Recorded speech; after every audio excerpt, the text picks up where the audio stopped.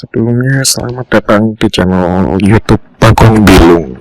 Channel ini aku buat bersama teman-temanku untuk merepresentasikan kisah-kisah, mitos, legenda, ataupun pengetahuan-pengetahuan tentang misteri yang ada di sekitar kita. Di sini kami menjelaskan tentang opini kami mengenai suatu mitos yang ada dan berkembang di masyarakat kita. Tidak semua video kami menyeramkan, kami hanya membahas sebuah misteri berdasarkan opini kami, berdasarkan data-data yang ada. Namun kami juga akan menceritakan sepenggal kisah-kisah misteri yang mungkin menarik bagi sebagian orang. Silakan bisa subscribe, like, dan komen jika memang menyukai informasi yang kami berikan di channel ini. Pada channel ini kami akan menceritakan tentang sebuah kisah yang jujur saya alami sendiri. Pada sesi ini saya akan menceritakan sebuah kisah saya berupa kisah misteri yang terjadi di daerah tempat kerja saya di Peparsari. Saya sendiri bekerja di sebuah perkantoran di daerah Peparsari, Yogyakarta. Secara tidak sadar saya sering mengalami berbagai peristiwa mistis sejak saya kecil. Memang terkadang kaget dan shock, namun saya sendiri tidak tahu mengapa, karena memang sejak kecil saya sering mengalami kayak semacam peristiwa-peristiwa di luar nalar. Bahkan jujur saya sempat tersasar di alam gaib, dimana cerita ini akan saya ceritakan nanti di lain waktu. Kembali lagi ke cerita yang saya alami di kantor saya. Lokasi kantor saya sendiri tidak jauh dari Bandara Adi Sucipto, Yogyakarta. Kantor tempat saya bekerja ini memiliki beberapa lantai dan basement, dan memang ada sebagian orang yang mengatakan kalau tempat kerja saya itu angker. Cuman ya udahlah, bagaimanapun saya bekerja di situ dan niat saya mencari nafkah di situ. Jadi untuk cerita-cerita seperti itu tidak saya pedulikan. Kisah ini saya alami pada tahun 2019 kemarin.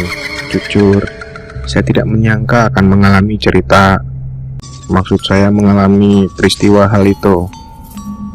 Cerita ini bermula ketika saya sedang menjalani shift malam di kantor saya. Ketika berangkat dari rumah, saya memang merasakan kalau badan saya itu sedikit kurang enak. Saya tidak tahu kenapa, cuman saya berpikirnya, oh paling masuk angin. Tapi bagaimanapun ya saya harus berangkat bekerja. Logika saya, sayang uangnya kalau nanti dipakai untuk berobat, sementara sakitnya cuman masuk angin. Untuk perjalanan dari rumah ke kantor memerlukan waktu 10 menit. Saya memang memacu motor saya pelan waktu itu, karena memang badan saya tidak enak, dan sambil bergumam, waduh seharusnya jam segini itu saya tidur.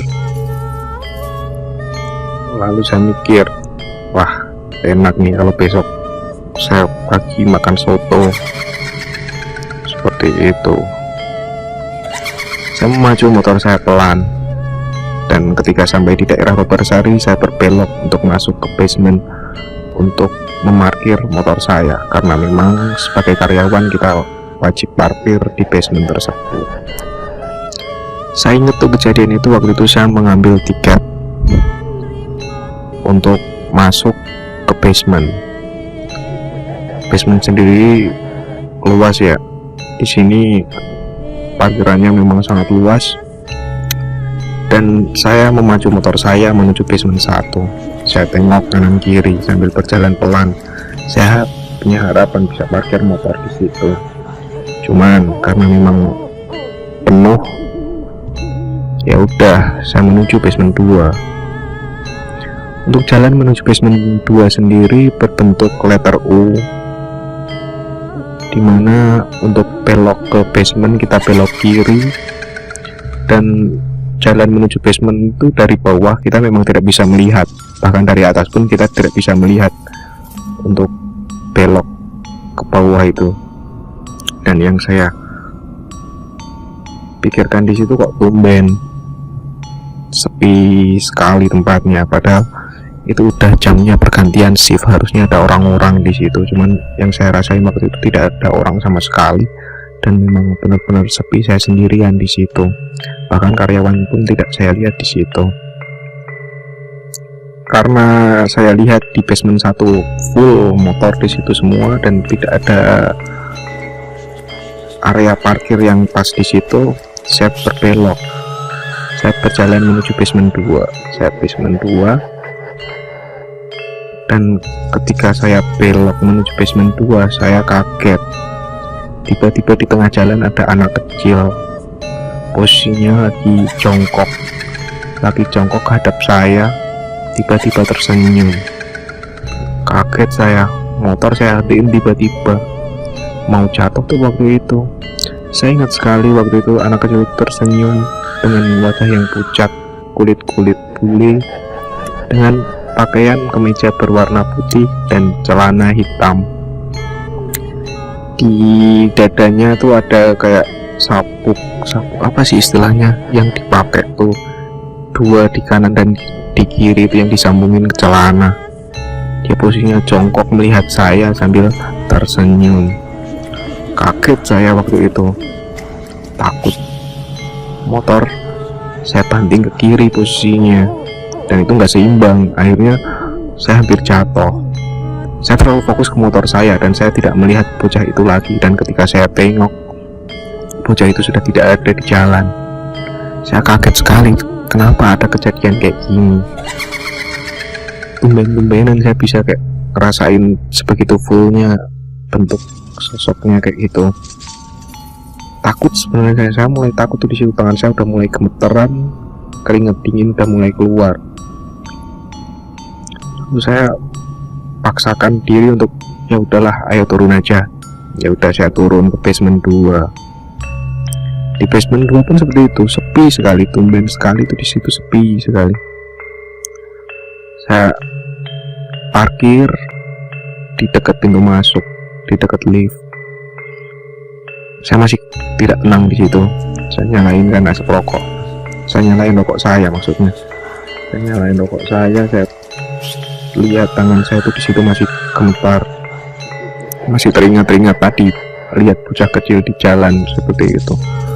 Kaget bukan main, kaget kepalang tentunya. Lalu ya udahlah, saya ngerasain. Habis itu saya takut. Rokok tuh nggak habis, rokoknya nggak habis. Saya taruh rokoknya di tempat pembuangan rokok itu. Saya masuk lift. Saya naik. Saya mulai bekerja di situ sambil mikir kejadian tadi. Lalu saya naik ke ground floor sambil istighfar. Saya melihat tangan saya tuh masih gemetar, masih keringetan. Saya benar-benar takut tadi. Saya benar-benar kaget. Ada bocah di sini, di tengah jalan nih, kayak gitu. Tapi saya ngerasa kalau itu tuh emang bukan bocah ya, emang bukan bocah beneran gitu maksud saya.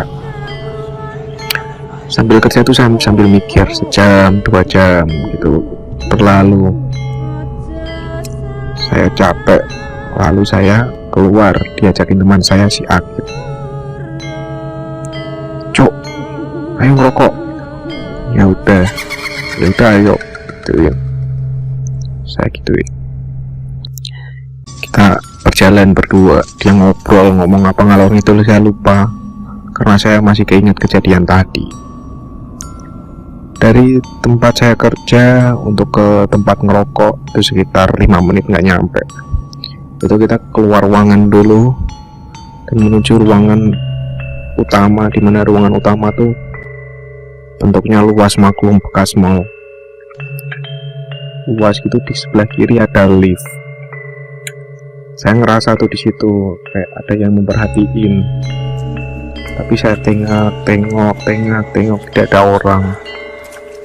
Itu kejadian terjadi pada pukul 12:30 saya ingat. Tiba-tiba ada suara.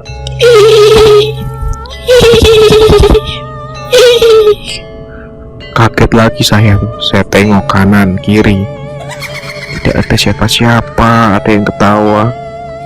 Lalu ada suara lagi. Lalu saya lihat di dekat lift tidak ada orang. Liftnya itu waktu itu saya ingat berada di sedang berada di lantai 3. Saya lihat benar-benar itu, ternyata benar ada yang lagi duduk di atas lift di kantor saya itu. Maksudnya liftnya tidak ada penutupnya ya, jadi kelihatan tuh tali-talinya, dan sosok tersebut lagi duduk di situ pegangan tali lift sambil menggerakkan kakinya. Dia menatap ke arah kami dengan tatapan sayu, rambutnya terurai dan baju putih, wajahnya pucat. Dia melihat kami sambil tersenyum. Takut lagi saya itu waktu itu, lalu saya cepat-cepat berjalan ke samping untuk merokok. Teman saya si Akid nanyain, kenapa cuk? Enggak apa-apa Kid, wes ayo cepet wae, tak gituin.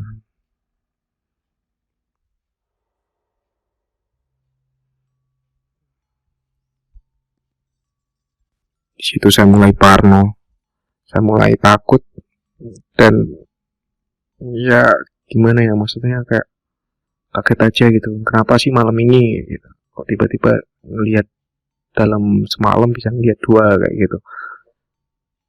Saya benar-benar nggak habis pikir di situ. Jadi badan saya lemes langsung melihat kayak gitu. Saya benar-benar kayak, kenapa sih ini? Gitu. Lalu saya melanjutkan perjalanan untuk ke samping untuk merokok itu sama teman saya si Akid. Untuk lanjutan ceritanya akan dilanjutkan di part 2. Jangan lupa like ataupun komen dan subscribe untuk kelanjutan ceritanya. Dan akan saya ceritain semua kejadian-kejadian yang saya alami di kantor tersebut. Sampai jumpa lagi di Bagong Channel.